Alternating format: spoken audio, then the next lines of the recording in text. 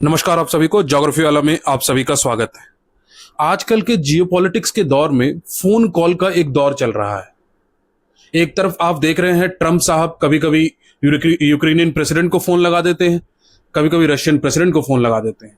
और इस दौर में हमारे प्राइम मिनिस्टर कैसे दूर रह सकते हैं।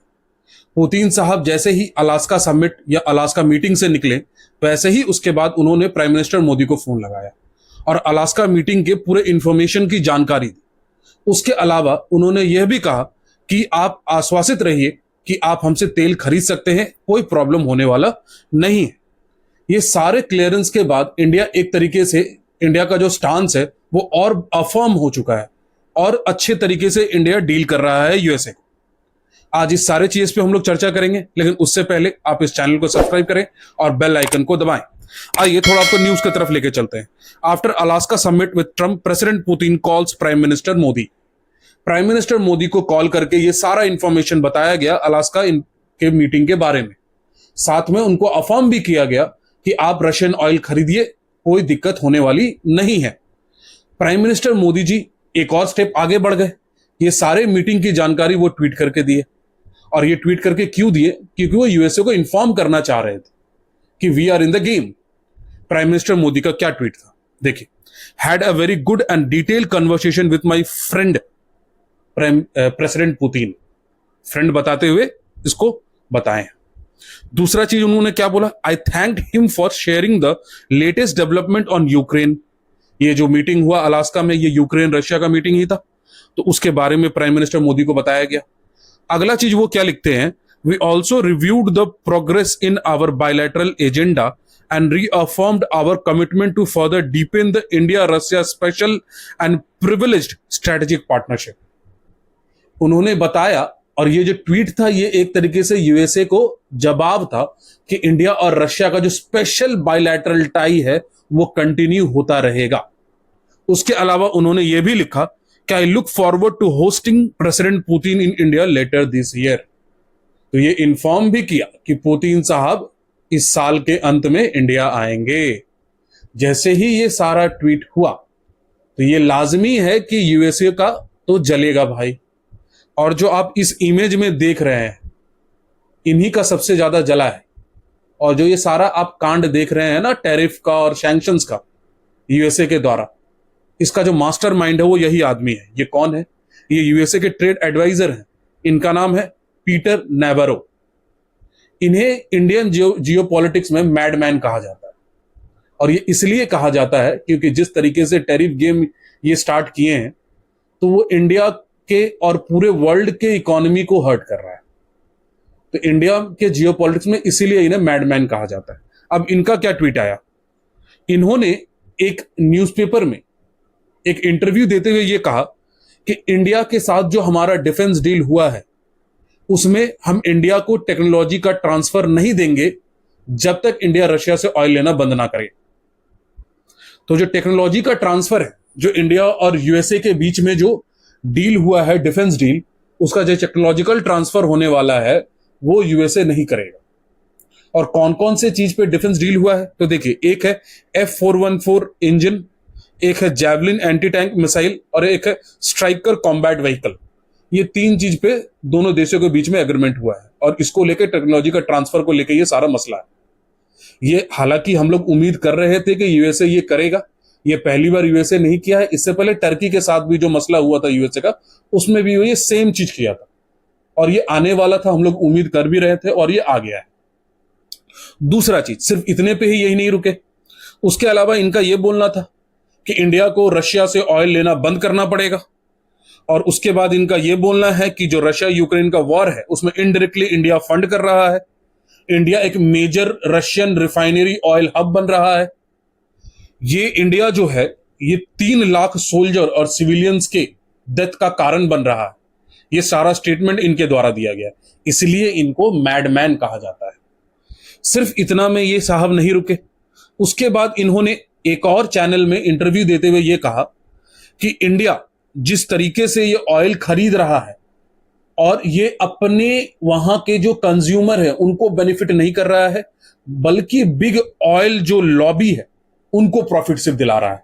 तो ये सर शायद नहीं जानते हैं कि इंडिया के आसपास के देश में जो ऑयल का प्राइस है वो इंडिया से लगभग 1.5 गुना ज्यादा है, सिर्फ नेपाल को छोड़कर, क्योंकि नेपाल इंडिया से लेता है।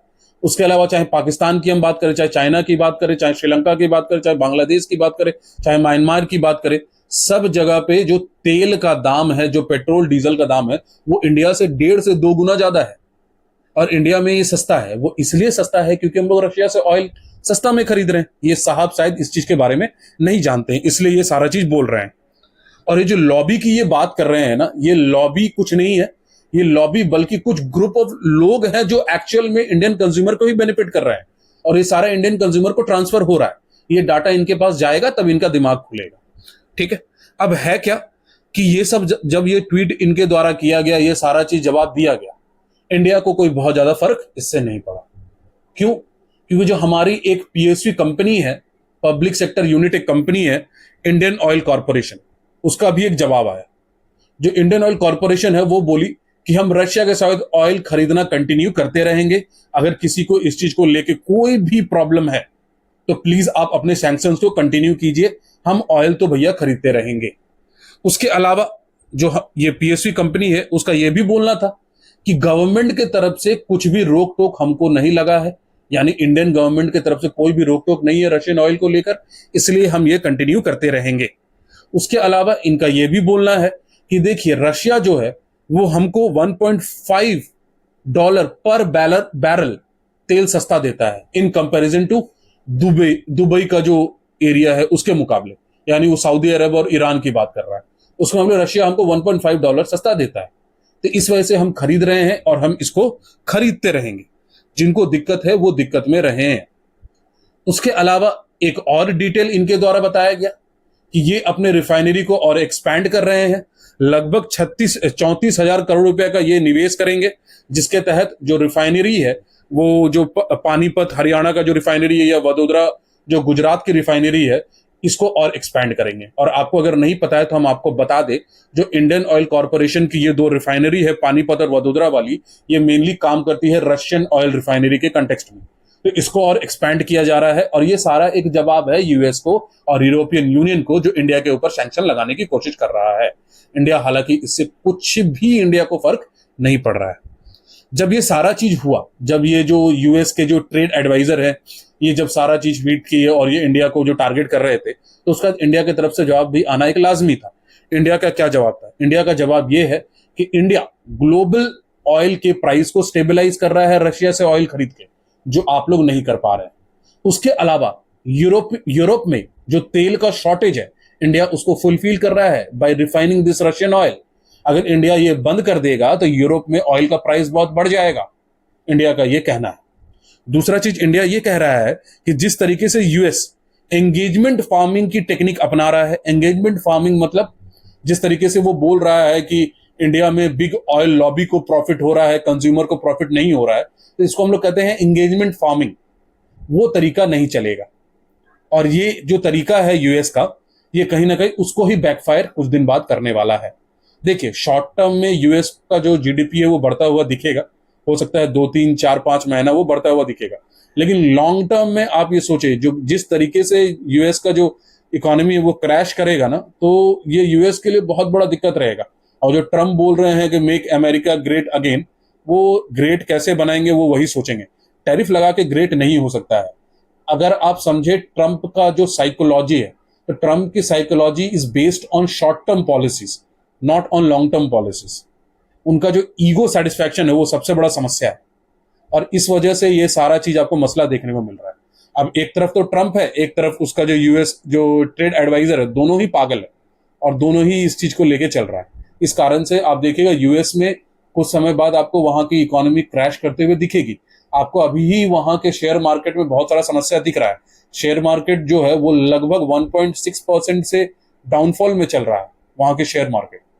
तो ये भी एक समस्या है। इंडिया में बहुत ज्यादा असर नहीं है इसका। हाँ, ये है कि ओवरऑल जितना भी इंडिया में ट्रेड होता है, यूएस और इंडिया का जो ट्रेड होता है, वो इंडिया के जीडीपी का 2% है। हाँ, we will have a certain setbacks, but लेकिन ऐसा नहीं होने वाला है कि हम लोग का हालत खराब हो जाएगा। ठीक है, हमारी इकोनॉमी थोड़ी अलग तरीके से चलती है। हमारी इकोनॉमी कंज्यूमर बेस्ड इकोनॉमी है, नॉट एक्सपोर्ट बेस्ड इकोनॉमी। तो हम लोग को बहुत समस्या के सामना नहीं करना पड़ेगा। बस यस, हम लोगों को एक तरफ ये करना होगा कि यूएस के साथ जो रिलेशन है उसको ठीक करें। अब वो कैसे होता है वो आने वाला समय बताएगा। इससे रिलेटेड कोई अपडेट आता है तो आपको इन्फॉर्म किया जाएगा। Thank you. प्लीज इस चैनल को आप सब्सक्राइब करें और हमें फॉलो करें।